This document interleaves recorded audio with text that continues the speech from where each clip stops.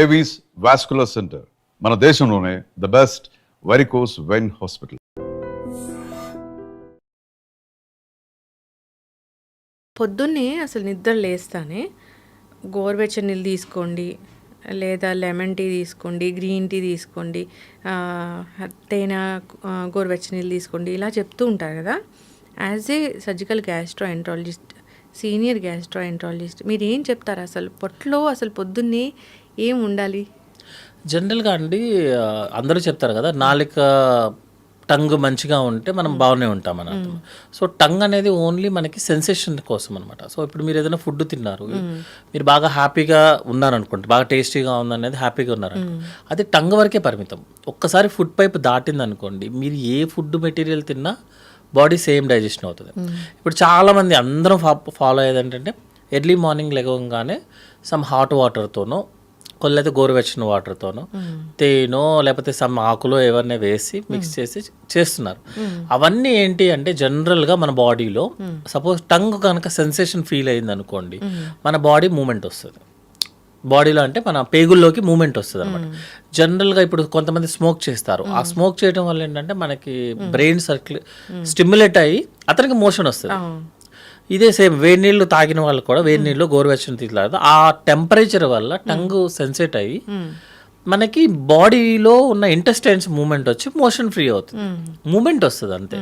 మీరు suppose lemon కలిసిందో తేనె కలిసిందో లేకపోతే పుదీనా, కొంతమంది అవి కూడా వేస్తారు. వేసినప్పుడు అంటే ఆ సెన్సేషన్ వల్ల మనకి ఇంటెస్టైన్స్ మూమెంట్ వస్తుంది. కానీ యాక్చువల్గా రూల్ ఏంటంటే, ఒకసారి టంగ్ దాటిన తర్వాత మన బాడీలో ఏ ఫుడ్ తిన్నా కూడా మీకు కార్బోహైడ్రేట్, ప్రోటీన్, ఫ్యాటే, ఫైనల్లీ ఆ మూడే ఉంటాయి. మీరు వెజ్ తినండి, నాన్ వెజ్ తినండి, ఏదైనా కార్బోహైడ్రేట్, ప్రోటీన్, ఫ్యాట్. ఇంకా కరెక్ట్గా మాట్లాడుకుంటే సోడియం, పొటాషియం, కాల్షియం, మెగ్నీషియం. కొత్తగా ఏమి ఐటమ్స్ ఏమి ఉండదు. యాక్చువల్గా టంగ్ దాటిన తర్వాత మీరు ఏ ఫుడ్ తిన్నా సేమ్. జస్ట్ ఆ మూమెంట్ కోసం మాత్రమే మీరు టెంపరేచర్స్ చేంజ్ చేసి, లేకపోతే pH వాల్యూస్ అంటాము, లైక్ లెమన్ తీసుకోవడం కానీ, మ్యాంగో, కొంతమంది తీసుకునేది ఏంటంటే జస్ట్ ఇంటెస్టైన్ మూమెంట్ కోసం అంతే. అవి తీసుకుంటే హెల్దీగా ఉంటాము, తీసుకోకపోతే అదేముంటుంది, that is a personal opinion అంతే తప్పించి ఒక ఫుడ్ ఐటమ్ వల్ల అలా ఏముంటుంది. జస్ట్ మూమెంట్ కోసం అంతే. అందుకే కదా ఎర్లీ మార్నింగ్ 7 o'clock తీసుకోండి, 6 o'clock తీసుకోండి, ఫాస్టింగ్తో తీసుకోండి అంటే మీకు మోషన్ మూమెంట్ వస్తుంది అంతే. అంతేగాని అది రిఫ్లెక్స్. చిన్నప్పుడు పాలు తాగంగానే బేబీ మనకి మోషన్కి వెళ్తాడు, అది రిఫ్లెక్స్, అది ఆల్రెడీ మనకు ఉంటుంది. దాన్ని మనం ఇప్పుడు ఒక ఫుడ్ సపోజ్ మనకి డైజెషన్ ప్రాసెస్ ఎప్పుడు స్టార్ట్ అవుతుంది అంటే, మనం 12 o'clockకి ఏదన్నా ఫుడ్ మెటీరియల్ తినాలన్న థాట్తోనే స్టార్ట్ అవుతుంది యాక్చువల్గా మన డైజెషన్ మొత్తం. తర్వాత స్మెల్తో స్టార్ట్ అవుతుంది, తర్వాత టేస్ట్తో స్టార్ట్ అవుతుంది. వన్స్ అదంతా అయిపోయిన తర్వాత మీరు ఏం చేసిన, ఎన్ని ప్రపంచంలో ఉన్న మొత్తం నడిచినా కూడా మీకేం సపరేట్గా ఏం రాదు. ఎందుకంటే ఇది మొత్తం బ్రెయిన్ స్టిమ్యులస్ ఆల్రెడీ ఒక ఆర్గనైజ్డ్ సెక్టర్. మన బయట చేసేదంతా కూడా ఏంటంటే మన హ్యాపీనెస్ కోసం అంతే తప్పించి కొంతమంది అంటారు, నేను పొద్దున్నే తాగవా అంటే అదొక చిన్నలాగా చూస్తారు, ఓహో తాగితే బాగుంటుందేమో. అట్లా ఏం ఉండదండి. మన డైజెషన్ ప్రాసెస్, మనం తినే ఫుడ్ అంతే మెటీరియల్. పరగడుపున అసలు ఏం వెళ్ళాలి డాక్టర్ గారు? జనరల్గా పరగడుపున అయితే రూమ్ టెంపరేచర్లో నార్మల్ వాటర్ ఒక 1/2 liter తీసుకుంటాం అంతే. యాక్చువల్గా జనరల్గా అది ఎవరైనా తాగేది అనమాట. ఎందుకంటే నైట్ అంతా మనం తాగం కదా, ఫుడ్ వచ్చే లోపల మనం అది తీసుకుంటాం. నైట్ ఆల్మోస్ట్ మీరు 6 hours to 8 hours వరకు ఏం తీసుకోరు, 12 to 6 అనుకోండి రఫ్గా, ఏమి తీసుకోరు. కాబట్టి డీహైడ్రేషన్ అవ్వకుండా ఫస్ట్ వాటర్ తాగుతాం, తర్వాత సాలిడ్ ఫుడ్డే వెళ్ళాలి మేడం. యాక్చువల్గా చెప్పాలంటే ఒక న్యూట్రిషన్, డైటిషియన్ లేకపోతే వేరే ప్యారలల్ డిపార్ట్మెంట్స్ అనేది ఏంటంటే ఎవిడెన్స్ లేకుండా ఉంటాం. యాక్చువల్గా చెప్పాలంటే సర్జికల్కి సంబంధించింది ఏంటి అంటే, మేము ఎంతసేపు లోపల ఏ జ్యూసెస్ ఉన్నాయి, అవి ఏ టైంలో రిలీజ్ అవుతాయి. సపోజ్ మనకి ఫుడ్ జ్యూసెస్ అన్నీ కూడా 4 to 5 రిలీజ్ అవుతాయి. దాన్నే మనం రిథమ్ అంటాము, సైకిల్ అనమాట. 4 to 5 AM మనకి రిలీజ్ అయిపోతాయి. మనం యానిమల్స్ నుంచి వచ్చాం కదా, యానిమల్స్ జనరల్గా 7 o'clock 8 o'clock లేచి తినవు కదా మేడం, పొద్దున్న 5 o'clock మొదలు పెట్టేస్తాయి. సో జ్యూసెస్ ఏంటంటే మనకి 4 to 5 రిలీజ్ అవుతాయి. జ్యూసెస్ రిలీజ్ అయిపోయిన తర్వాత మనం నిద్రలేసేది 7 o'clock అనుకోండి రఫ్గా అవర్స్. అప్పటికి ఆల్రెడీ మీకు 3 hours జ్యూసెస్ ఉన్నాయి. లిక్విడ్స్ కనుక మనం తీసుకుంటే, మామూలుగా చెప్తున్నా, జనరల్గా కాఫీనో టీనో ఏదన్నా ఒక లిక్విడ్ తీసుకున్నాం అనుకుందాం, మన స్టమక్లో 15 minutes కన్నా ఎక్కువసేపు లిక్విడ్ ఉండదు, డైరెక్ట్గా ఇంటెస్టైన్లోకి ఎంటర్ అయిపోతుంది. మరి జ్యూసెస్ రిలీజ్ అయినాయన్నీ ఏమైపోవాలి, మనకి ఇంకోటి ఏంటంటే స్టమక్ దాటిన తర్వాత 50 సెంటీమీటర్స్లోనే మనకి 90% డైజెషన్ అయిపోవాలి. మీరు లిక్విడ్ తీసుకుంటారు 20 మినిట్స్లో వెళ్ళిపోతుంది. ఆ జ్యూసెస్ అన్నీ ఎవరిని డైజెస్ట్ చేయాలి? అందుకని ఏంటంటే జనరల్గా ఫాస్టింగ్తో కాఫీలు కానీ టీలు కానీ తీసుకునే వాళ్ళకి ఎస్జిటి ప్రాబ్లము ఒక 5 ఇయర్స్ తర్వాత స్టార్ట్ అవుతుంది.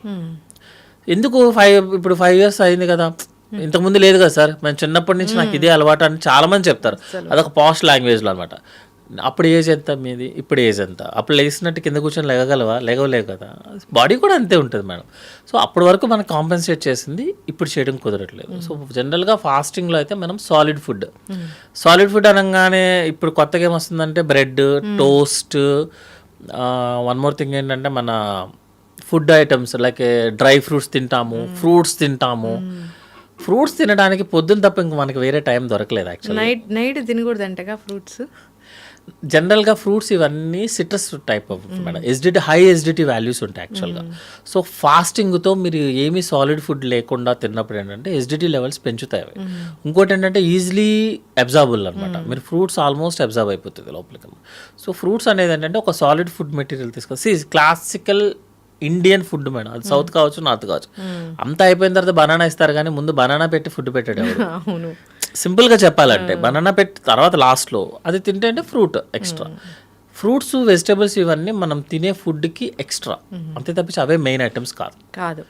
మీరు డ్రై ఫ్రూట్స్ తినే వాళ్ళందరికీ ఎసిడిటీ ప్రాబ్లమ్ స్టార్ట్ అవుతుంది. ఇప్పుడు ఏందో డ్రై ఫ్రూట్స్ ఎక్కడ చూసినా ఓ ప్లేట్ నిండా డ్రై ఫ్రూట్స్ పెట్టుకోవడము, లేదా ఓ పాల గ్లాస్ నిండా డ్రై ఫ్రూట్ పౌడర్ వేసుకోవడం, ఇది చాలా చాలా నడుస్తుంది. అది మంచిదేనా? జనరల్గా డ్రై ఫ్రూట్స్ కానీ ఫ్రూట్స్ కానీ మనకి ప్రతి ప్రోడక్ట్లోనూ అవసరం ఉంటాయి, అవసరం లేని ఉంటాయి. అంతేగాని only 100% purest form of food material వచ్చేది ఒక చెట్టు కానీ ఏమి ఉండదు, తాటి చెట్టు తప్ప. డ్రై ఫ్రూట్స్లోకి ఏంటంటే మనకి ఎంతైతే అవసరమో అంతే తీసుకోవాలి మేడం. ఎందుకంటే డైజెషన్ అవ్వాలి అంటే మీకు వెనక ఫైబర్ ఉండాలి. ఒక స్ట్రక్చర్ చూద్దాం మనం. సపోజ్ ఒక బిల్డింగ్ కట్టినా వెనక మెష్ ఉండాలి. మెష్ ఉంటేనే మీకు డైజెషన్ అవుతుంది, అది ఫైబర్. నెక్స్ట్ డైజెషన్ ప్రాసెస్ చేయడానికి ఒక బేస్ చేస్తారు, దట్ ఈస్ కార్బోహైడ్రేట్స్. ప్రోటీన్ అనేది జస్ట్ బై ప్రొడక్ట్స్ లాగా అనమాట. ప్రోటీన్ డైజెస్ట్ అవ్వాలంటే ఇవి రెండు ఉండాలి ఫస్ట్. ఇదంతా ప్రోటీనేగా, ఇదంతా ప్రోటీన్. మొత్తం డ్రై ఫ్రూట్స్ అన్నీ అవే కదా మేడం, వేరేదే ఉండదు కదా మెటీరియల్.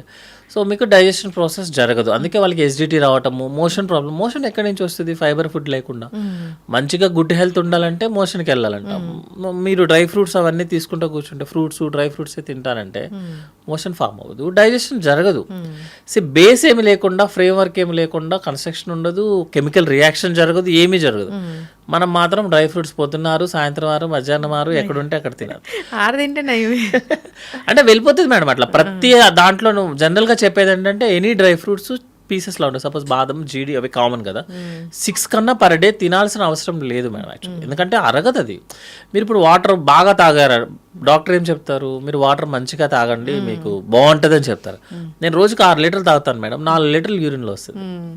అంతే కదా. మీరు ఎక్కువ తాగినంత మాత్రాన బాడీ ఉంచుకోదు. మీరు అంత హెల్దీ ఉన్నా కూడా బాడీ ఏమీ అలా చేయదు. సో డ్రై ఫ్రూట్స్ అనేది ఏదైనా limited madam. Every food is a good, but at the limited versions. మంచి ఫుడ్ అంటే త్వరగా అరిగే ఫుడ్ మంచిదా? జనరల్గా ప్రతి ఫుడ్ ఐటమ్ని మన బాడీ కార్బోహైడ్రేట్, ఫ్యాట్, ప్రోటీన్ లాగే చూస్తుంది మేడం. వాటర్, ఫైబర్, ఈ 5 ప్రోడక్ట్లోనే చూస్తుంది మీరు ఏ ఫుడ్ తిన్నా కూడా.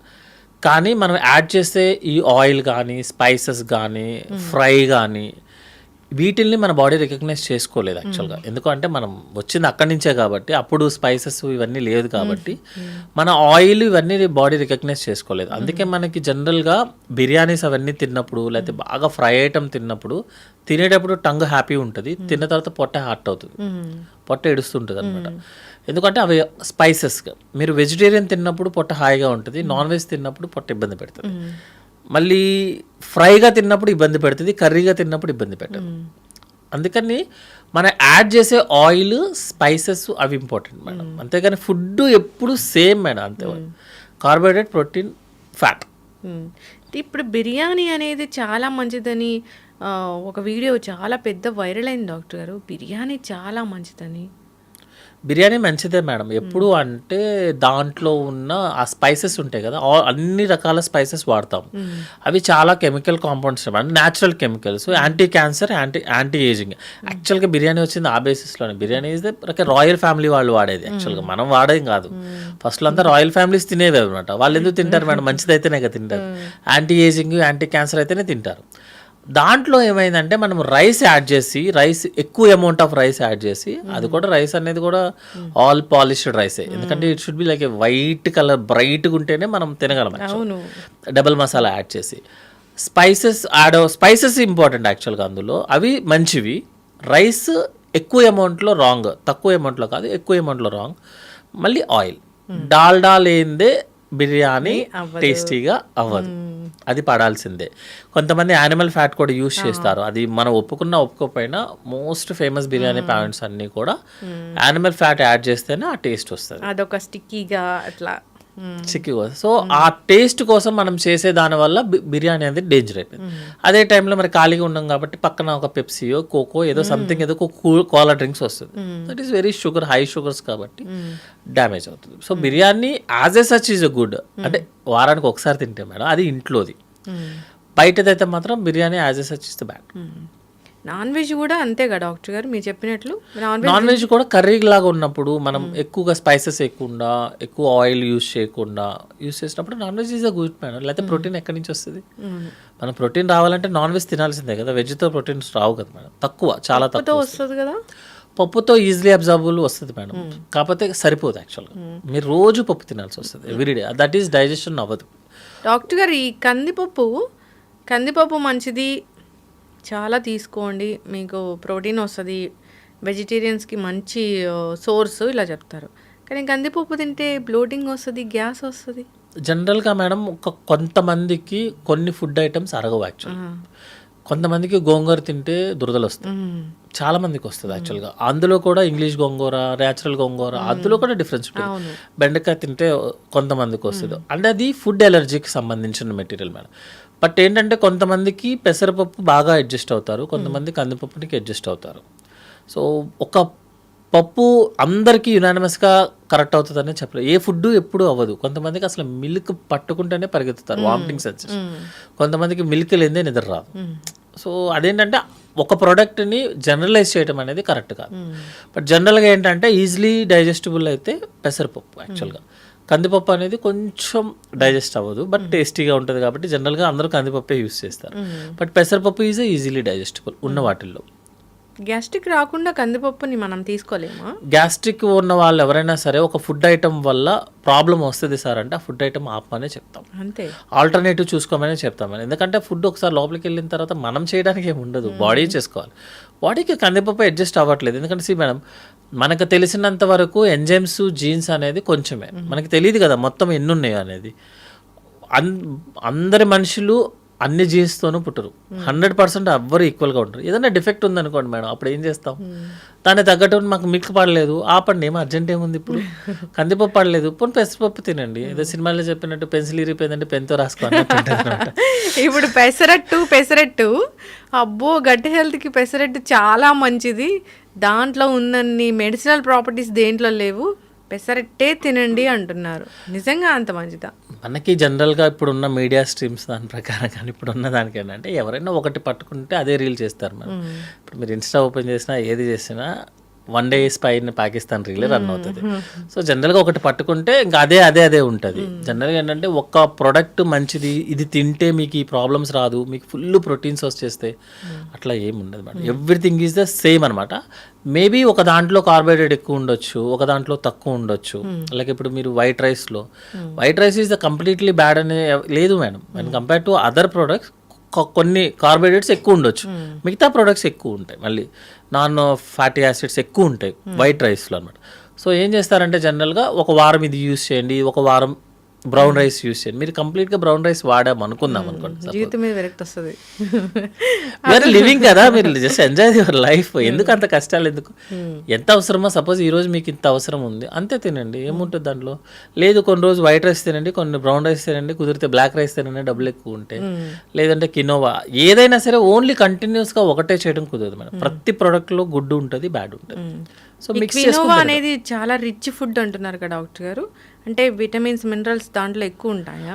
ఎక్కువ ఉంటుంది మేడం, ఎందుకంటే అది గ్రో ఇప్పుడు మనకి మిల్లెట్స్ ఉన్నాయి మేడం. మిల్లెట్స్ ఏరియా పెరిగేది ఏంటిది, అది వాటర్ అన్నీ తక్కువ ఉన్న ఏరియాలో. ఏదన్నా ఒక స్ట్రగుల్తో పెరుగుతుంది అనుకోండి, సపోజ్ నాటుకోళ్ళు కానీ ఏమన్నా ఉంటాయి అనుకో, అవి స్ట్రగుల్తో పెరుగుతాయి. బ్లాక్ కోడి అవన్నీ వస్తున్నాయి కదా ఇప్పుడు, స్ట్రగుల్తో పెరిగి ఎక్కువ యాక్టివిటీ చేస్తున్న ప్రోడక్ట్ ఏదైనా సరే యాక్చువల్గా గుడ్గా ఉంటుంది. అది ఎక్కువ రోజులు వాడటం కూడా కుదరదు, ఎందుకంటే ప్రోటీన్ గుడ్ కదా, కార్బోహైడ్రేట్ బ్యాడ్ కదా, షుగర్ బ్యాడ్ కదా. నేను రోజు ప్రోటీన్ తింటానంటే ఎట్లా కుదురుతుంది, వర్క్ అవ్వదు కదా. సో కొన్ని రోజులు కినోవా తీసుకుంటే, కొన్ని రోజు వైట్ రైస్, కొన్ని రోజులు ఆ వైట్ రైస్ తీసుకుంటే బ్రౌన్ రైస్, బ్లాక్ రైస్, లేకపోతే మిల్లెట్స్, అలా వీక్లీ చేంజ్ చేసుకోవడం అనేది గుడ్ మేడం. లైక్ ఆయిల్ కూడా. Thank you so much doctor గారు, వైట్ రైస్ కూడా మంచిదని చెప్పారు. లేదా మేడం వైట్ రైస్ తింటేనే కరెక్ట్గా చెప్పాలంటే మీకు ఒక ఫుడ్ ఐటమ్ వల్ల, ఫుడ్ వల్ల పేషెంట్ ఎంత హ్యాపీగా ఫీల్ అవుతాడు అనేది ఒక సర్జరీ చేసుకున్న పేషెంట్ని అడగండి మేడం, మీకు చెప్తాడు. ఒక 3 రోజుల వరకు నోట్లోంచి ఇవ్వడానికి ఉండదు, ఏముండదు. ఆకలితో అసలు ఇంకా నేను ఎందుకున్నానని ఫీలింగ్ వస్తుంది. అతనికి ఒక రైస్ కొంచెం పెట్టంగానే అసలు ఇక ప్రపంచాన్ని జయించినట్టు ఫీలింగ్ వస్తాడు. కరెక్టే డాక్టర్. సో అదేంటంటే వెళ్ళినోడికే తెలుస్తుంది మేడం, మేము అందరు రోజు చూస్తాం కాబట్టి. ఫాస్టింగ్ చేయటం ఇవన్నీ ఆ రోజు టైంపాస్కి బాగా పనిచేస్తాయి మేడం. వెయిట్ ఏదో ఆ రోజుకి పనిచేస్తుంది, కానీ లైఫ్లో మనం 100 years బతకాల్సిన వాళ్ళం, అది అవ్వదు మేడం. అసలు ఈ స్ట్రెస్తోని ఏం తినొద్దు అంటున్నారని ఇక్కడే, అరే ఫుడ్ ఏం తినాలనే చెప్పి అరగంట ముందు గంట ముందు డిస్కషన్స్ పెడితే మీరు ఫుడ్ ఏం తింటారు మేడం. దాని బదులు ఏంటంటే ఈరోజు మనకి ఇంత అవసరం, ఎక్కువ వర్క్ చేశాను సో నాకు ఇంత అవసరం, అంతే తినండి. తక్కువ వర్క్ చేశారు, ఏం పనేం లేదు ఈరోజు, తక్కువే తినండి. అంటే మన ఫుడ్ తినొచ్చా, స్పెషల్గా చేయించుకొని స్పెషల్గా డైటీషియన్ చెప్పింది ఫాలో అవ్వాల్సిన పని లేదా? మన ఫుడ్, మన యాన్సిస్టర్స్, మన ఫాదర్స్ ఏం తిన్నారో అది తింటే సరిపోతుంది అంతే. యాక్చువల్గా మనకి ఏదైతే ట్రెడిషనల్గా హోమ్లో ప్రిపేర్ ఉన్నారో సేమ్ అదే ఫుడ్ చేసుకొని, అదే విధంగా యాన్సిస్టర్స్ ఏ వర్క్ అయితే చేశారో చేసుకుంటే that's the fair enough madam. ఇప్పుడు ఒక చార్ట్ని మనం ప్రిపేర్ అయ్యి, సపోజ్ నేను ఒక డైటీషియన్ దగ్గరికి వెళ్ళి కామెంట్ చేయడం అని కాదు, యాక్చువల్లీ అది మనము పేషెంట్గా ఉన్నప్పుడు, లేకపోతే సపోజ్ నేను ఇప్పుడు 100 kgs ఉన్నాను మేడం, నాకు మోకాలు నొప్పులు వస్తున్నాయి, నేను బరువు తగ్గాలి, మ్యాండేటరీ తగ్గాలి ఇప్పుడు నేను. అది ఒక 1 month 2 months 3 months మీ టార్గెట్ రీచ్ అయ్యేదాకా ఒక డైట్ని ఫాలో అవడం అనేది ఓకే. అది కంటిన్యూస్ ఫాలో అవడం అనేది it's a very danger actually. ఒక ఫుడ్ ఏం తినాలో కూడా గంట సేపు ఆలోచిస్తే మరి ఫుడ్ ఏం తింటారు, ఏం చేస్తారు. ఇప్పుడు మేము మార్నింగ్ లేస్తానే ఒక టీ తీసుకొని, మీరు అన్నట్లు ఒక మంచిగా వాటర్ తీసుకొని, తర్వాత మాకు నచ్చిన టీ కాఫీ తాగి, తర్వాత బ్రేక్ఫాస్ట్ చేసి ఇడ్లీ దోశ అలాంటివి తీసుకొని, అదైతే రివర్స్లో మనకి జస్ట్ వాటర్ తాగి ఇడ్లీ దోశ అలాంటివి తిని నెక్స్ట్ టీలు కాఫీలే తాగండి. ఓ అట్లనా? సాలిడ్ ఫుడ్ వెళ్ళాలి మేడం. సాలిడ్ ఫుడ్ కాకుండా డైరెక్ట్గా లిక్విడ్ ఫుడ్ అనేది నాట్ ఎ సేఫ్ యాక్చువల్గా. ఎస్జిటి ఉన్న వాళ్ళకి ఎస్జిటికి ప్రోన్ అవుతాం యాక్చువల్గా. సో సాలిడ్ ఫుడ్ తర్వాత అది మనం జనరల్గా ఏంటంటే అది అలవాటు అయిపోయి చేస్తున్నాము, అందుకని మనం సపరేట్గా మీరు ఆపండి అన్న ఎవరు ఆపరు. సో ఎవరైతే కంప్లైంట్ ఉంటుందో, ఎవరైతే ఎస్జిటి కంప్లైంట్ ఉంటుందో వాళ్ళు మాత్రం కంపల్సరీగా సాలిడ్ ఫుడ్ తీసుకొని కాఫీ టీ తీసుకోమని చెప్తాం. ఇంకా కొంతమంది చెప్తారు మేము ఫుడ్ ఇలా తీసుకుంటే మేము వెయిట్ పెరిగిపోతున్నాము, అలా తీసుకుంటే వెయిట్ అనేది అలా పెరుగుతూ తగ్గుతూనే ఉంటుంది. మన షుగర్ వాల్యూ లాగే అది కూడా మన యాక్టివిటీని బట్టే పెరుగుతూ తగ్గుతుంది. మీరు కంటిన్యూస్గా వెయిట్ పెరుగుతున్నారంటే అర్థం ఏంటంటే మీ బాడీలో ఏదో ప్రాబ్లం ఉన్నట్టు లెక్క, మీరు ఫిజికల్ యాక్టివిటీ చేయట్లేదు అన్నమాట. ఇప్పుడు వెయిట్ పెరగడం వేరు, పొట్ట పెరగడం వేరు కదా. వెయిట్ పెరగడం వేరు, పొట్ట పెరగడం. పొట్ట పెరుగుతుందంటే అది గ్యాస్ట్రిక్ పొట్ట అని మనకి ఎలా తెలుస్తుంది? జనరల్గా ఎస్జిటి పొట్ట మేడం 1-2 daysలోనే పెరిగిపోతుంది. యాక్చువల్గా బెలూన్ లాగా మొత్తం అనమాట, పై పొట్ట పెరుగుతుంది, కింద పొట్ట పెరుగుతుంది. అంటే బొడ్డు పైన లైక్ కంప్లీట్ బెలూన్ లాగా, ప్రెగ్నెన్సీ లాగా, అంటే 9th month వచ్చిన ప్రెగ్నెన్సీ లాగా అనిపిస్తుంది అనమాట. ఫుల్ టైట్ అనమాట, ఎస్జిటి పొట్ట టైట్ గా ఉంటుంది. అదే కాకుండా ప్రాబ్లమ్స్ వచ్చిన పొట్ట ఉంటుంది కదా, సపోజ్ ఓవరీలో ఏదైనా ట్యూమర్స్ రావడం కానీ, లేకపోతే యూట్రస్లో ఏదైనా ట్యూమర్స్ కానీ, కిడ్నీ ప్రాబ్లమ్స్ ఉన్న వాళ్ళు, లేకపోతే మన బాడీలో వాటర్ వస్తున్నాయి అనుకుందాం అనుకోండి, వాళ్ళకి ఏంటంటే కింద నుంచి పొట్ట పెరగడం స్టార్ట్ అవుతుంది. అది కూడా ఒక రోజులో కాదు, 1-2 రోజులు కాదు, మెల్లగా పొట్ట పెరగడం స్టార్ట్ అవుతుంది. అంటే మీరేం డిస్కంఫర్ట్ ఫీల్ అవ్వరు. ఎదురుగా ఉన్న వ్యక్తి మీకు చెప్తాడు నీ మధ్య ఏంటి పొట్ట పెరిగినట్టు ఉందని చెప్తాడు. ఎస్జిటి పొట్ట ఏంటంటే మీరే ఫీల్ అవుతారు, టైట్ అయిపోయింది, పొట్ట మొత్తం బెలూన్ లాగా ఉబ్బిపోతుందని. గ్యాస్ పొట్ట వాళ్ళు ఏంటంటే ఒక 2-3 డేస్ అయిపోయిన తర్వాత వాళ్ళకి ఆటోమేటిక్గా పొట్ట తగ్గిపోతుంది, ఎందుకంటే మీకు ఎసిడిటీ తగ్గిపోతే పొట్ట తగ్గిపోతుంది. బట్ ప్రాబ్లమ్స్ ఉన్న వాళ్ళకి ఏంటంటే తగ్గదు. అలా కాకుండా సపోజ్ మీకు స్ప్లీన్ పెరిగింది, లివర్ పెరిగింది అనుకోండి, లివర్ పెరిగితే రైట్ సైడ్ పొట్ట పెరుగుతుంది, రైట్ సైడ్ బొడ్డు పైన. స్ప్లీన్ పెరిగితే లెఫ్ట్ సైడ్ బొడ్డు పైన. అది కూడా ఏంటంటే రోజు రోజు మెల్లమెల్లగా పెరుగుతుంది. చాలాసార్లు వస్తుంది మేడం, ఎందుకంటే గ్యాస్ పొట్ట వదిలేసే అంటారు. చాలామంది క్యాన్సర్స్ అలా మిస్ అవుతాం మనం. సో పొట్ట మెల్లగా పెరిగిందా, ఒకే రోజు పెరిగితే గ్యాస్ ప్రాబ్లం. మెల్లమెల్లగా పెరిగింది, నీకు ఏ కంప్లైంట్ లేకుండా పెరిగిందంటే అది వేరే ప్రాబ్లం, ఏదో లోపల ఉన్నట్టు లెక్క. లేకపోతే ఇప్పుడు పొట్ట పెరిగిన వాళ్ళందరూ ఇబ్బంది పడతారు, అయ్యో లోపల ఏదో క్యాన్సర్స్ ఉందేమో. అట్లా ఏం లేదు. జనరల్గా ఏంటంటే స్లోగా ఏదన్నా జరుగుతుంది అంటే లోపల ఏదో ఉన్నట్టు లెక్క. ఒకేసారి జరిగింది అంటే గ్యాస్ ప్రాబ్లం. ఇప్పుడు లంచ్కి వెళ్ళినప్పుడు కొంచెం తినగానే పొట్ట సరిపోయింది, ఫిల్ అయిన ఫీలింగ్ ఉంటే అది మంచిదేనా? లేదు మేడం, యాక్చువల్గా ఏంటంటే మనం ఎంతైతే తీసుకోగలమో అంత తీసుకోకుండా తక్కువ తీసుకుంటున్నామంటే ఐదర్ వాడేదైనా బేకింగ్ సోడా కలిపి ఉండాలి, లేకపోతే మీకు లోపలైనా గ్యాస్ ఉండాలి. గ్యాస్ అనేది లోపల మనకేమీ ఎయిర్ ఉండదు మేడం. యాక్చువల్గా ఎయిర్ ఉండదు లోపల, ఎందుకంటే మేము గ్యాస్ ఉన్న వాళ్ళకి ఎండోస్కోపీ చేసినప్పుడు లోపలేమీ ఎయిర్ ఉండదు, కొత్తగా మేము ఇవ్వాలి లోపల. వాళ్ళకి ఏంటంటే ఆ ఫీలింగ్ అనమాట. యాక్చువల్గా అంటే మనకి స్టమక్ కెపాసిటీ జనరల్గా 50 ml, జనరల్గా 1 లీటర్ వరకు ఎక్స్పాండ్ అవుతుంది. సపోజ్ మీరు లోపల ఏదన్నా అల్సర్స్ ఉండి గ్యాస్ ప్రాబ్లం ఉందంటే గ్యాస్ట్రైటిస్ అంటాం. అల్సర్స్ ఏదన్నా ఉందనుకోండి, మీరు 100 ml ఇవ్వగానే పొట్ట ఇంకా నాకు చాలు అంటది.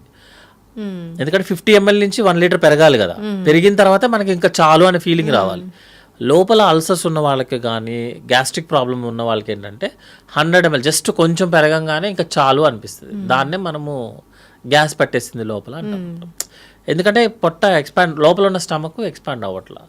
సో లాస్ట్ 1 month 2 monthsలో తిన్న అతను ఇప్పుడు తినట్లేదు సడన్గా అంటే ఐదర్ గ్యాస్ ప్రాబ్లం అయినా ఉండాలి, గ్యాస్ అవుతానికి ఆకలి బాగానే ఉంటుంది యాక్చువల్గా. అట్లా కాకుండా ఆకలి కూడా లేదంటే మాత్రం లోపలేదో అయి ఉండాలి. అందుకే జనరల్గా మేము ఇప్పుడు సపోజ్ హార్ట్ పేషెంట్ వచ్చాడు మేడం, అతను అడిగే ఫస్ట్ క్వశ్చన్ ఏంటంటే ఇంతకుముందు నువ్వు చేయాల్సిన పని కన్నా ఇప్పుడు నువ్వేమన్నా తక్కువ చేస్తున్నావా, లేదంటే చేస్తే అలసట వస్తుందా అని అడుగుతాము. దట్ మీన్స్ హార్ట్ ఇష్యూ ఉన్నట్టు లెక్క. ఇంతకుముందు నువ్వు తినేదానికన్నా తక్కువ తింటున్నావా, ఆ క్వశ్చన్ అడగంగానే అతను చెప్పే విధానంలోనే మనకి గ్యాస్ట్రిక్ ప్రాబ్లం అని తెలిసిపోతుంది. దానికోసం పెద్ద పెద్ద స్కానర్లు కూడా అవసరం లేదు, ఆ క్వశ్చన్ చాలా యాక్చువల్గా. ఇప్పుడు తినగానే కొందరికి ఏమవుతుందంటే వామిటింగ్ సెన్సేషన్ రావడము, ఇంకా తినబుద్ధి కాకపోవడం ఇట్లా జరుగుతూ ఉంటుంది. ఈ వామిటింగ్ సెన్సేషన్ అనేది కూడా ఈ యాసిడిటీ వల్లే అవుతుందా?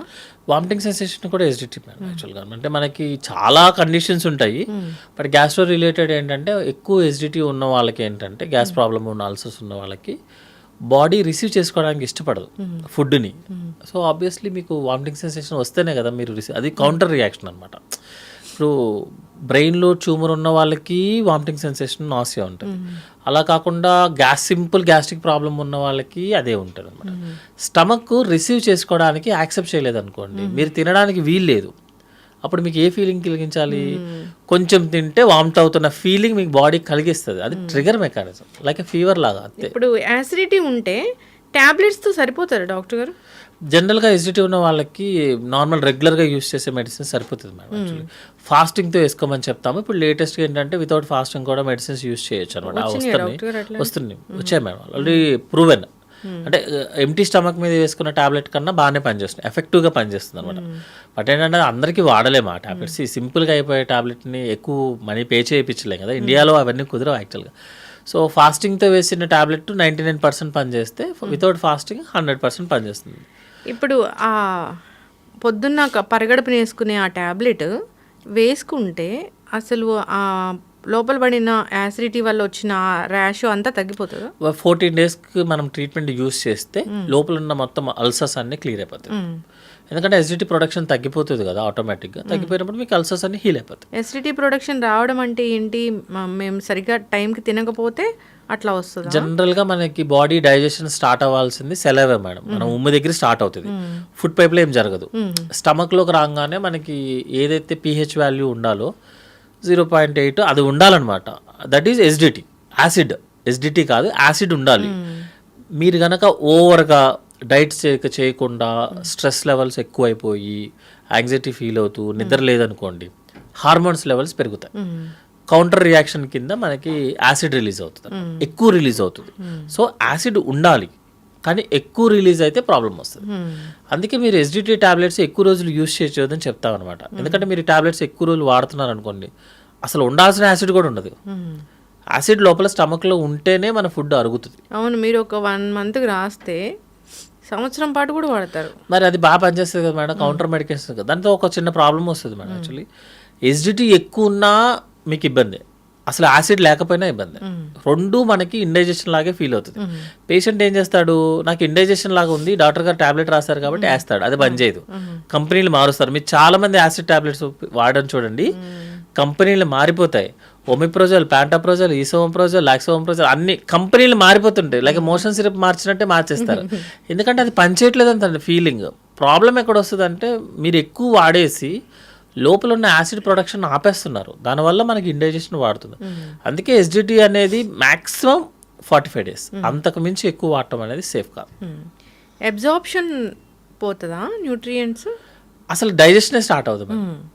మీరు సపోజ్ ఇప్పుడు ఉమ్ము మింగకుండా ఊసేస్తున్నారు అనుకోండి, డైజెషనే స్టార్ట్ అవుతుంది. అసలు ఫుడ్ స్టార్ట్ అవ్వాల్సిందే సెరవేలో, తర్వాత స్టమక్ వెళ్ళిన తర్వాత గ్రైండింగ్ అవుతుంది. మనకు ఎవరైతే యాసిడ్ ఉందో లోపల, యాసిడ్ కావాలి అది యాక్చువల్లీ. యాసిడ్ లేకుండా మీకు ఫుడ్ డైజెస్ట్ అయ్యే ఛాన్సే లేదు.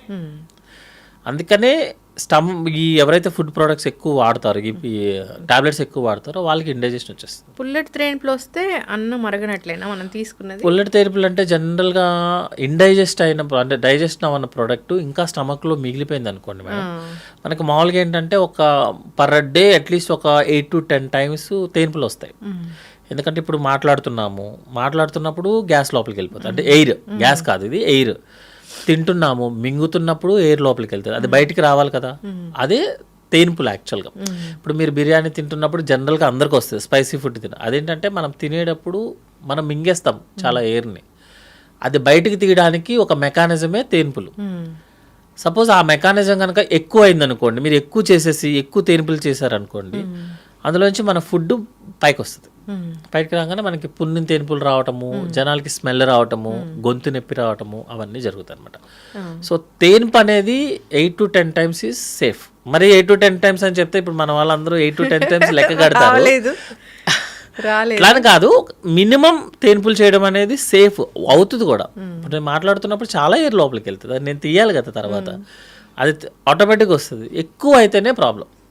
డాక్టర్ గారు, ఇప్పుడు ఎప్పటి నుంచో ఉందే ఇది, వాటరు ఫుడ్ తీసుకునే 1/2 hour ముందు వాటర్ తాగండి, ఫుడ్ తింటూ వాటర్ తాగొద్దు అంటారు కదా, తాగాలనిపిస్తుంది కదా డాక్టర్ గారు? మేడం అది ఎట్లా ఉంటుంది అంటే, మీరు ఫుడ్ తక్కువ తినాలి అంటే 15 నిమిషాల ముందు వాటర్ తాగండి, మీరు ఫుడ్ తక్కువ తింటారంటారు.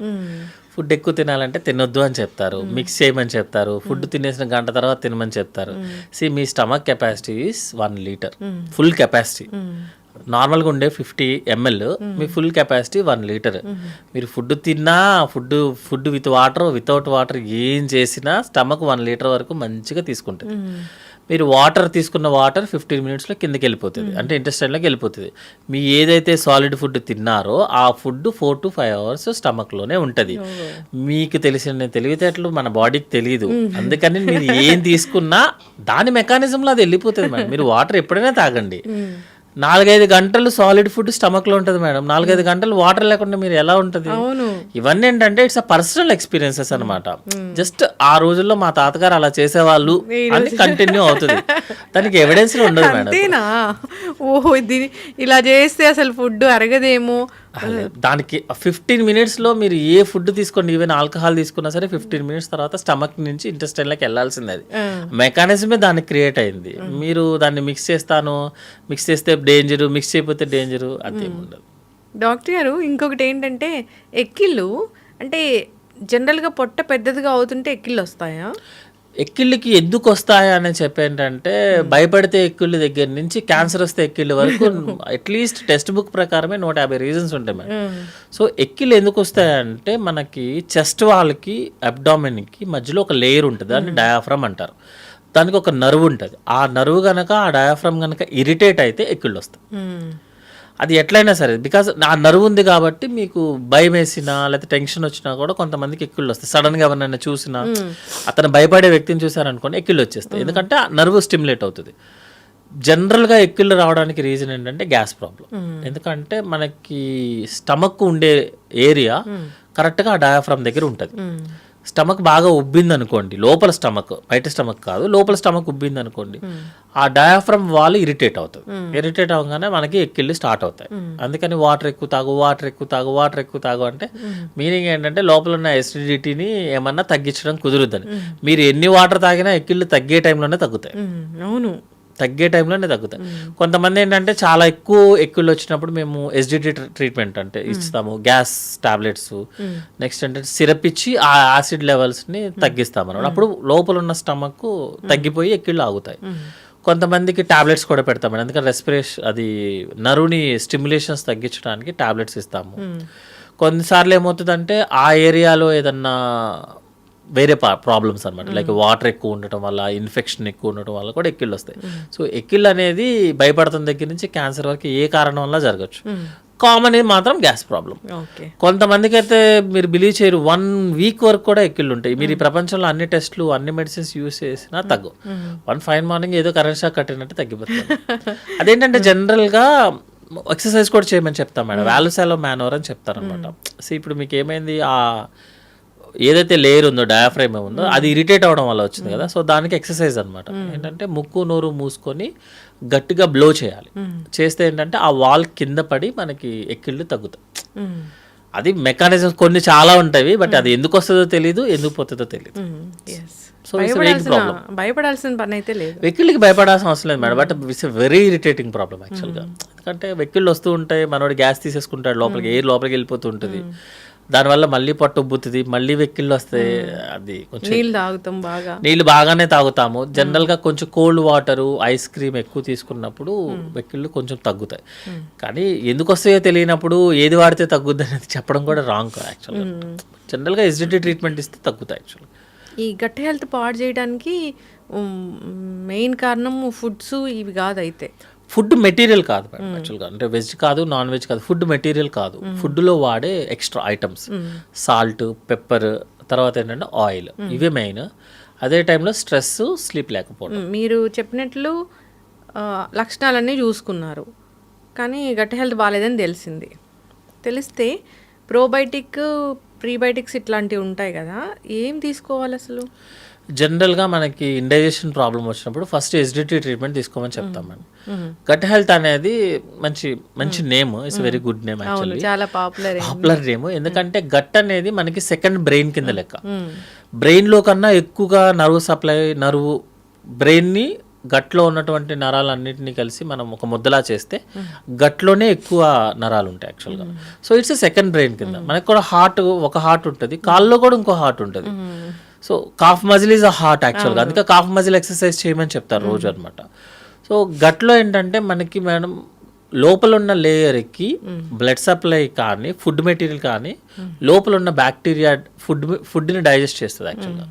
ఎందుకంటే స్మాల్ ఇంటెస్టైన్ ఒక 200 మీటర్స్ దాటిన తర్వాత 200 సెంటీమీటర్స్ దాటిన తర్వాత మన జ్యూసెస్ ఏమి ఉండవు, జస్ట్ బ్యాక్టీరియా డైజెస్ట్ చేస్తుంది అనమాట. అది గుడ్ బ్యాక్టీరియా యాక్చువల్గా. మనకి ఏదన్నా బయట ఇన్ఫెక్షన్ వచ్చినా, లేకపోతే డయేరియా, లేకపోతే బయట వాటర్ ఎక్కువ తాగినా బ్యాడ్ బ్యాక్టీరియా కూడా ఉంటుంది. Good bacteria, bad bacteria proportion మారిపోతుంది. మారంగానే మనకి లూజ్ మోషన్స్ వస్తాయి. అదే గట్టు పాడైపోయింది, కడుపు పాడైపోయింది అని చెప్పేది. సో గుడ్ బ్యాక్టీరియా ఉండాలి, బ్యాడ్ బ్యాక్టీరియా ఉండాలి. ప్రపోర్షన్ కొంచెం అటు ఇటు అయితే, బ్యాడ్ బ్యాక్టీరియా ఎక్కువ పెరిగితే మనకి లూజ్ మోషన్స్ వస్తాయి. అట్లాగని నేను కూర్చొని రోజు గుడ్ బ్యాక్టీరియా వేస్తే ఉన్నది పాడైపోతుంది. ఎందుకంటే లోపల బ్యాడ్ కూడా కావాలి యాక్చువల్గా, రెండు సేమ్ ఉండాలి. గుడ్ కొంచెం పెద్దగా ఉండాలన్నమాట, ఎక్కువ ఉండాలి. మరి ట్రీట్మెంట్ అంటే ఏం చేసి, ఇప్పుడు మనకి లూజ్ మోషన్స్ వచ్చాయి మేడం, మీరు గుడ్ బ్యాక్టీరియా యాంటీబయాటిక్స్ ఎన్ని వాడితే అంత డేంజర్ యాక్చువల్గా లూజ్ మోషన్స్లో. ఎందుకు లూజ్ మోషన్స్ అంటేనే బ్యాడ్ బ్యాక్టీరియా పెరగడం వల్ల, గుడ్ బ్యాక్టీరియాని తగ్గడం వల్ల. నేను మళ్ళీ యాంటీబయాటిక్స్ ఇస్తాను, యాంటీబయాటిక్ ఏం బ్యాడ్ బ్యాక్టీరియా మీద పనిచేస్తాను రూల్ ఎక్కడ ఉందా? గుడ్ దాన్ని కూడా చంపిస్తుంది. అందుకే మీరు ఏ లూజ్ మోషన్స్, చిన్నపిల్లలకైతే అసలు యాంటీబయాటిక్స్ యూజ్ చేయము, ఓన్లీ ప్రోబయాటిక్స్. పెద్దవాళ్ళకి కూడా మీరు ప్రిస్క్రిప్షన్స్ చూస్తే యాంటీబయాటిక్తో పాటు గుడ్ బ్యాక్టీరియా కూడా రాస్తారు యాక్చువల్గా. ప్రోబయోటిక్ రాస్తారు. ప్రోబయాటిక్ కంపల్సరీగా లేనిదే యాంటీబయాటిక్ పని ఉందన్నమాట. సో ఈ యాంటీబయాటిక్ వెళ్ళి బ్యాడ్ బ్యాక్టీరియాని చంపుతుంది, మనం గుడ్ బ్యాక్టీరియాని ఇంక్రీజ్ చేస్తాం. అప్పటికి మాత్రం అది కూడా మీరు చూడండి, లూజ్ మోషన్స్ వచ్చినప్పుడు ఎవడు కూడా ఒక రోజులో ఆగిపోయిందని చెప్పడు, మినిమం 3-4 రోజులు పడుతుంది. మరి గుడ్ బ్యాక్టీరియా ఇస్తున్నాను, యాంటీబయాటిక్స్ ఇస్తున్నాను, తగ్గాలిగా ఇమీడియట్గా. అంటే ఏంటంటే లోపలంతా క్లీనింగ్ ప్రాసెస్ అయిపోయిన తర్వాత మాత్రమే తగ్గుతుంది. సో జనరల్గా ఇప్పుడు అందరూ అడిగే క్వశ్చన్ ఏంటంటే, నాకు గట్ హెల్త్ ఇంప్రూవ్ చేసుకోవాలి సార్, నెలకోసారి గుడ్ బ్యాక్టీరియా వేసేయమంటారా అంటాడు, ఏదో షాప్లో దొరికినట్టు. దొరుకుతున్నాయిగా ప్రోబయోటిక్స్. మనకి బ్యాక్టీరియా కానీ వైరస్ కానీ ఎవ్రీ 6 monthsకి ఒకసారి చేంజ్ అవుతూ ఉంటుంది మేడం. స్ట్రెయిన్ 1, 2, 3 స్ట్రెయిన్స్ చేంజ్ అవుతాయి. మీకు good bacteria bad bacteria problem ఎప్పుడు వస్తుంది అంటే, మీకు మోషన్ సరిగ్గా అవ్వకపోతే. When your motion is normal, your gut is good. మీరు కనుక బ్యాడ్ గట్ ఉందనుకోండి, మీ మోషన్ నార్మల్ అయ్యే ఛాన్సే లేదు. డయాబెటిక్స్లో అసలు గట్ హెల్త్ ఉండదా? డయాబెటిక్లో ఏంటంటే మూమెంట్ ప్రాబ్లం వస్తుంది మరి. డయాబెటిక్ పేషెంట్స్ అందరికీ కూడా నర్వ్స్కి బ్లడ్ సర్క్యులేషన్స్కి డయాబెటీస్ వస్తుంది. వాటికి కూడా మూమెంట్ తగ్గుతుంది. సో బవల్ మూమెంట్ తగ్గిపోతుంది, వాడికి మూమెంట్ ప్రాబ్లం, అంతేగాని మోషన్ ప్రాబ్లం కాదు అది. సో మూమెంట్ ప్రాబ్లం వచ్చినప్పుడు అతని కాలు నడవడం కూడా తగ్గుతుంది కదా, సెన్సేషన్ తగ్గుతుంది. అందుకని అతన్ని మనం ఫైబర్ పౌడర్స్ కానీ లాక్సేటివ్స్ అంటే మోషన్ సిరప్ కానీ యూస్ చేసుకోమంటాం. గుడ్ బ్యాక్టీరియా ఎక్కువ రోజులు వాడితే కాన్స్టిపేషన్ వస్తుంది పేషెంట్కి. అందుకే మనం ప్రోబయాటిక్స్ కనుక 1 week కన్నా ఎక్కువ వాడితే you will get constipation. Natural probiotic అంటే చద్దన్నం నిజంగా అంత మిరాకిల్ చేస్తుందా?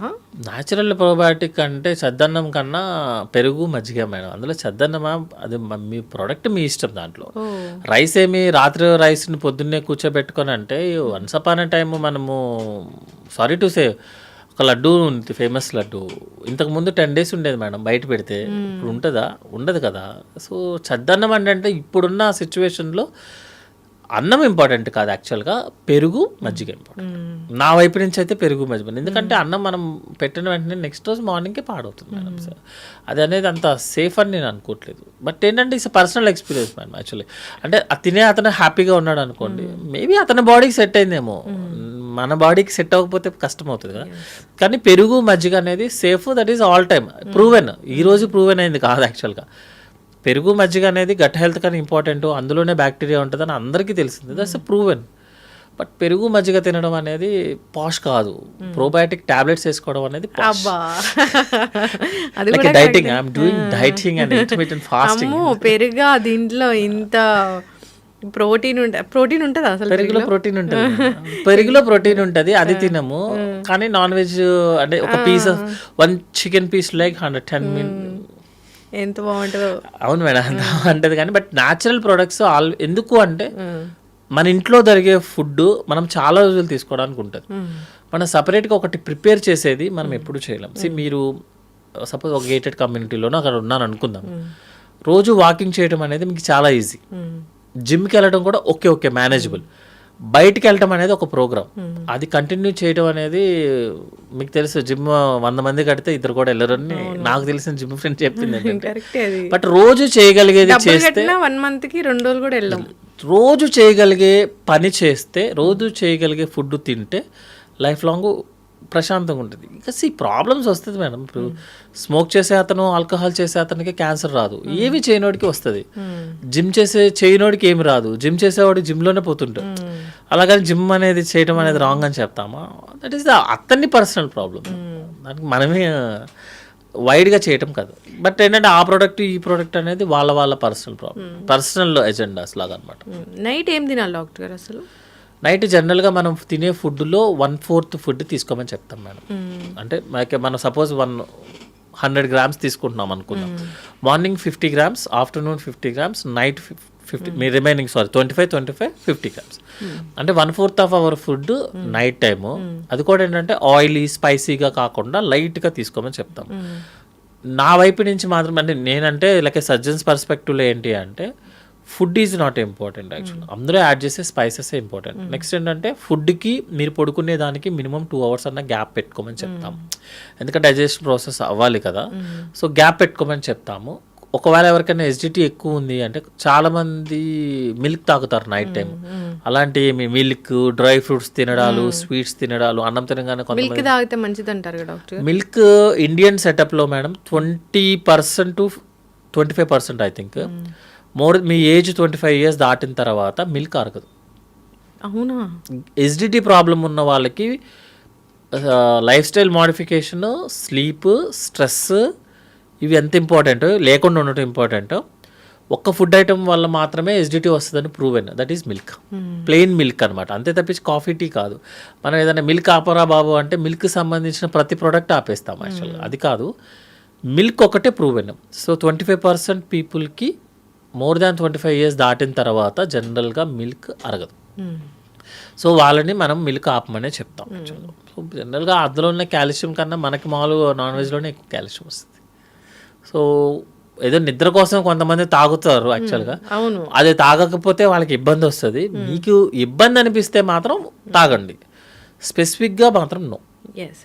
అయితే డాక్టర్ గారు, ఇప్పుడు నైట్ పూట మీరు అన్నీ చెప్పారు, ఇవన్నీ ఏం తినకూడదులేని, పెరుగన్నం తినొచ్చా అంటే పెరుగు తినొద్దు అంటారుగా? నైట్ పెరుగు తింటే గురక వస్తుంది. నైట్ అంటే గురక అనేది యాక్చువల్గా ఎయిర్ లోపలికి వెళ్ళే సిస్టమ్ యొక్క ప్రాబ్లం మేడం, లేకపోతే ముక్కు నుంచి లోపల వరకు వెళ్ళే ప్రాబ్లం. అది ఒక ఫుడ్తో వచ్చేదానికి కాదు యాక్చువల్గా. సో నైట్ పెరుగు తినొద్దు అని అంటే, సపోజ్ మీరు తిన్నప్పుడు మీకు ఇండైజెషన్ లాగా అనిపించింది అనుకోండి, దాన్ని అవాయిడ్ చేస్తాం తప్ప పెరుగుకి గురకకి సంబంధం లేదు. గురక అనేది మనం ఎయిర్ స్ట్రీమ్ లైన్లో వెళ్తే గురక రాదు. ఎయిర్ స్ట్రీమ్ లైన్లో వెళ్ళకుండా మధ్యలో ఏదైనా సైనస్ ప్రాబ్లమో, లేకపోతే టాన్సిల్స్ పెరిగాయో, ఎడినాయిడ్స్ పెరిగాయో, లేకపోతే బ్యాక్ సైడ్ ఉన్న వాల్ కనుక ఎక్కువ మూవ్మెంట్ వచ్చేస్తుంది అనుకోండి, లేకపోతే పేపర్ మూవ్ అయినట్టు మూవ్ అయిపోతే గురక వస్తుంది. గురకకి పెరుగుకి ఎట్లా అంటే మచ్చేస్తే జాండీస్ తగ్గినట్టు, మందేస్తే పాము కాటు తగ్గినట్టే ఉంటుంది. అంటే ఎవిడెన్స్ ఉండదు మేడం యాక్చువల్లీ. ఇవన్నీ ఏంటంటే పర్సనల్ ఎక్స్పీరియన్సెస్. ఇప్పుడు మీరు అన్నట్లుగా గట్ హెల్త్ బాగుందో లేదో చూసుకోవాలి. ఎప్పుడైనా గట్ హెల్త్ బాగుందో అనేది టెస్ట్లు ఏమి ఉండదు, మన మోషన్ బాగా వస్తే బాగున్నట్లు. ఎప్పుడైనా పొట్ట కోసం టెస్ట్ వెళ్ళాలా డాక్టర్ గారు? జనరల్గా సిమ్టమ్స్ వస్తేనే చేయమని చెప్తాం. మోర్ దాన్ 50 years ఏజ్ ఉన్న వాళ్ళకి రెగ్యులర్గా ఒక 1 yearకో 2 yearsకో ఒకసారి just normal abdominal scan. Next ఏంటంటే వాళ్ళకి ఏదైనా డయాబెటిక్ కానీ, హైపర్ టెన్షన్ కానీ, రిస్క్ ఫ్యాక్టర్స్, స్మోకింగ్, ఆల్కహాల్ ఉన్నాయి అనుకోండి, basic general health checkup, like మనకి బ్లడ్ పర్సంటేజ్ ఎంత ఉందో, సిబిపి, కిడ్నీలు బాగున్నాయా లేదా, సీరం క్రియాటినిన్, లివర్ బాగా చేస్తుందా లేదా, LFT test, liver function test, ఒక స్కాన్. నెక్స్ట్ ఫీమేల్ అయితే ఒక ఎగ్జామినేషన్ విత్ ప్యాప్స్ మీరు. నెక్స్ట్ ఏంటంటే బ్రెస్ట్ ఎగ్జామినేషన్ సరిపోతుంది యాక్చువల్గా. దానికోసం మళ్ళీ స్కాన్లు చేయించి రేడియేషన్స్ చేసుకోవాల్సిన అవసరం లేదు. బేసిక్ చేయించుకుంటే చాలు. మనం బేసిక్ జనరల్ హెల్త్ చెకప్ అంటే కాల్షియం, మెగ్నీషియం దగ్గర మొదలుపెట్టి చేస్తారు మన దగ్గర. అట్లా కాదు, basic health checkup 50 years age దాటిన తర్వాత చేసుకోవచ్చు. ముందు వేస్ట్ మేడం, ముందు పెద్ద వారికి కంప్లైంట్ ఉంటే తప్ప ముందు అంటే రికమెండెడ్ కాదు యాక్చువల్గా. ఇప్పుడు మనం చేసుకోండి అనగానే 20 years నుంచి 50 years వాళ్ళకి చేసుకోవడం మొదలు పెడితే చాలా ఫైనాన్షియల్ చేసుకోవాల్సి వస్తుంది డాక్టర్ గారు. 25 years ఆఫ్ ఏజ్లోనే హార్ట్ అటాక్ సిమ్టమ్ లేకుండా వచ్చి చనిపోయే వాళ్ళని చూస్తున్నాం. మరి అది అతను వాకింగ్ చేసేటప్పుడు, యాక్టివిటీ చేసేటప్పుడు తను ఐడెంటిఫై చేసుకోవాల్సిన ప్రాబ్లం. అలాంటి వాళ్ళు 1,00,000 మందిలో ఒకళ్ళు, 10 లక్షల మందిలో ఒకళ్ళు ఉంటారు.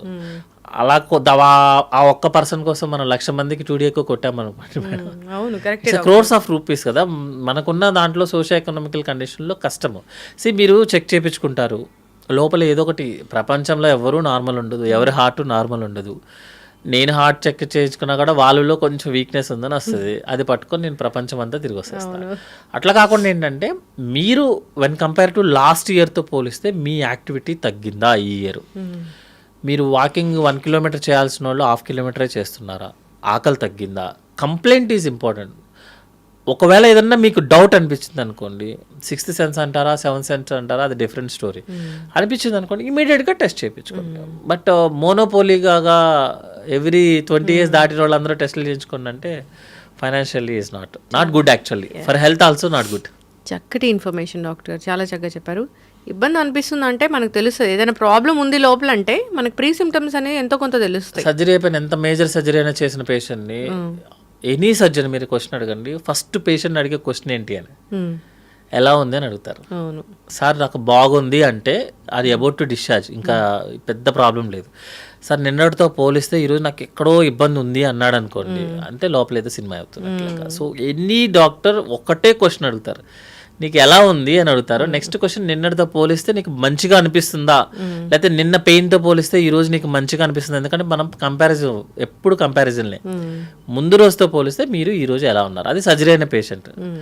మామూలు పేషెంట్ కూడా అంతే, లాస్ట్ వీక్తో పోలిస్తే నువ్వు ఎలా ఉన్నావు, యువర్ నాట్ హ్యాపీ కదా. యువర్ నాట్ హ్యాపీ అంటే మెంటల్లీ కాదు, ఫిజికల్లీ యువర్ నాట్, ఏదో తేడా కొడుతుంది అనుకోండి. ఆ తేడా కొడుతున్న దాన్ని వేరే దాంట్లోకి పెట్టుకోకూడదు. నేను ఏదో తిన్నాను లేరా అందుకే అలా అయ్యింది, నేను 4 సార్లు ట్రావెల్ చేశాను లేరా, అట్లా వద్దు.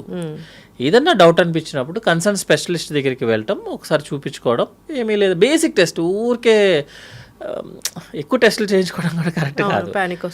పానిక్ అటాక్స్ ఎక్కువైపోతుంది అనమాట. ఇప్పుడు మేము జనరల్గా లివర్ స్కాన్ చేశారనుకోండి, అల్ట్రాసౌండ్ సరిపోతుంది. సిటీ స్కాన్ చేపిస్తే లోపల ఏదో ఒకటి కనిపిస్తుంది. కనిపించింది కదా అని అది ఏమీ లేకపోయినా దాని చుట్టూ తిరిగే వాళ్ళు చాలా మంది ఉంటారు డాక్టర్. సో ముందు అదేదో అంటారు కదా, ముందు నీ మాట నువ్వు విను ఫస్ట్, నీ మైండ్ మాట నువ్వు విను ఫస్ట్, దాన్ని బట్టి early alert, than lakhs of investigations. చక్కగా చెప్పారు డాక్టర్ గారు, చాలా చక్కటి మాటలు ధైర్యాన్ని ఇచ్చాయి అనుకోవాలి. అందరూ ఏం తినొద్దంటారు, తినమని చెప్పారు, ధైర్యంగా ఉండమని చెప్పారు. ప్రతిదానికి టెస్ట్ అవసరం లేదు, తెలుస్తుంది మనకి ఏది మనము నార్మల్గా తీసుకోవాలి, అబ్నార్మల్గా తీసుకోవాలనేది. నిన్నట్లాగా నేను ఈరోజు లేను అంటే డాక్టర్ దగ్గర ఖచ్చితంగా వెళ్ళాల్సిందే, అది మనకు అర్థమవుతుంటుంది. సో ఆయాసం వస్తుందంటే ఖచ్చితంగా డాక్టర్ దగ్గరికి వెళ్ళాల్సిందే. సో ఇవి మనం అవాయిడ్ చేయకూడదు థింగ్స్ అనేవి. సో ఖచ్చితంగా డాక్టర్ని సంప్రదించాలి, టెస్టులు చేయించుకోవాలి వాళ్ళు చెప్పినట్లు. మళ్ళీ ఇక్కడ కూడా ఉంటుంది, డాక్టర్ టెస్ట్ చేయించుకోమంటే అమ్మో నాకు డాక్టర్లు ఎందుకు ఇన్ని టెస్టులు రాస్తారు అనేది కూడా క్వశ్చన్ వస్తూ ఉంటుంది. అంటే మనకి కంప్లైంట్ ఎంత సివియర్గా ఉన్న దాన్ని బేస్ చేసుకొని రాస్తారు జనరల్గా. ఏదో ఒక 100 మందిలో ఒకటి కొంచెం అటు ఇటు ఉంటుంది, అలాగని మనం 99కి నెగ్లెక్ట్ చేసుకుంటే వెళ్ళలేము కదా. చాలా మంది పేషెంట్స్ ఇబ్బంది అవుతుంది. ఇప్పుడు రీసెంట్గా సార్ కూడా పెద్ద సార్ చెప్పారు, గ్యాస్ట్రోలో పెద్ద సార్ కూడా చెప్పారు, కంపేర్ టు జామకాయతో అవకాడలో నీకేం రాదంటారు. బట్ అవకాడ తినటం అట్లా కాదు, బేసిక్ మనకు లోకల్గా ఏదైతే అవైలబిలిటీ ఉంటుందో అది హ్యాపీగా తినచ్చు. ఎగ్జాటిక్ వెళ్ళాల్సిన పని లేదు. అది ఎగ్జాక్ట్గా వెళ్ళే వాళ్ళు వెళ్తారు ఎప్పుడు, బట్ దాన్ని ఏమి పట్టుకొని అసలు లోకల్గా దొరికేదాన్ని రెండు సేమ్ ప్రొడక్ట్స్ ఉంటాయి, ఒకళ్ళు కొంచెం అటు ఇటు వాల్యూస్ ఎక్కువ ఉంటాయి. బట్ ఇది రెగ్యులర్, అది అబ్నార్మల్, అది చేయలేం మనం యాక్చువల్గా. చక్కటి ఇన్ఫర్మేషన్ డాక్టర్ గారు, ఫాలో అవ్వాలని కోరుకున్నాం. గట్ హెల్త్, అందరి మైండ్లో ఈ గట్ హెల్త్ అనేది ఉంది, బాగుందా లేదా అనేది మీరు చెప్పారు 2-3 మాటలు, దాన్ని బట్టి వాళ్ళు ఫాలో అవ్వచ్చు. దానికోసం పెద్దగా టెస్టులు చేయించుకోవాల్సిన పని అయితే ఏం లేదు. బాగాలేదనిపించినప్పుడు డాక్టర్ దగ్గరికి వెళ్తే వాళ్ళే చెప్తారు ఎట్లా దాన్ని కరెక్ట్ చేసుకోవాలని. ఫాలో అవ్వాలని కోరుకుందాం డాక్టర్ గారు. 50 ఏళ్ళ తర్వాత టెస్టులు అవసరమైతే అందరూ ఖచ్చితంగా చేయించుకోవాల్సిందే. ఎస్, చక్కటి ఇన్ఫర్మేషన్ అండి, ధన్యవాదాలు.